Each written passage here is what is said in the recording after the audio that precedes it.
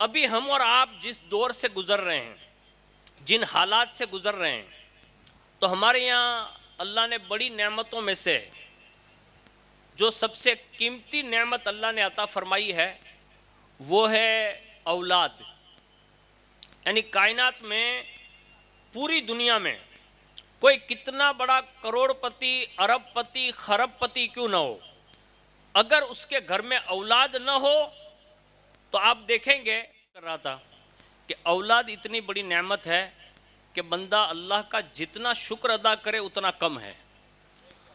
اور اگر اس میں بھی فرما بردار اولاد ہو تو یہ سونے پہ سہاگا ہے. ورنہ آج سینکڑوں ماں باپ جو خون کے آنسو رو رہے ہیں اولاد ہونے کے باوجود بھی، وجہ یہ ہے کہ اولاد بگڑی ہوئی ہے، یعنی نافرمان ہے. اور جس گھر میں اولاد نافرمان ہو جائے اور ماں باپ سے بغاوت کر بیٹھے تو پھر وہ گھر نہیں رہتا، وہ ایک چلتی پھرتی جہنم کا انگارہ بنتا ہے وہ گھر. اس لیے ہمیشہ یہ دعا کرنی چاہیے، خاص کر کے دلہے میاں سے گزارش ہے کہ جب بھی دعا کرے، موقع ملے تو اللہ سے یہ دعا کرے کہ اللہ نیک، صالح اور فرما بردار اولاد عطا فرمانا. اس لیے کہ اس وقت سب سے زیادہ اگر کوئی پریشان ہے دنیا میں تو وہ ماں باپ ہے.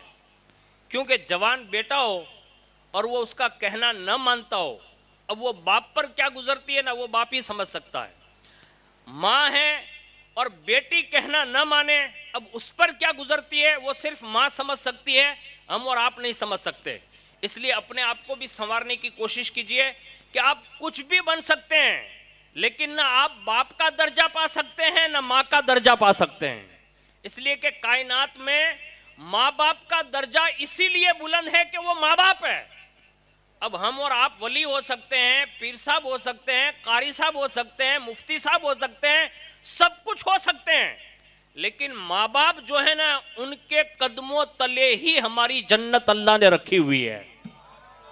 اس لیے ہمیں اور آپ کو یہ دعائیں بھی کرنی چاہیے. اور ماں باپ کے حوالے سے ہر بچے کو، چاہے وہ کسی بھی عمر میں پہنچ چکا ہو، اس سے یہ احساس بیدار رکھنا چاہیے کہ زندگی میں وہ اپنے ماں باپ کا فرما بردار بن کر رہیں. اسی میں اس کی دنیا میں بھی عزت ہے، اور اللہ نے چاہا تو اس کا انعام اللہ قیامت کے دن بھی عطا فرمائے گا.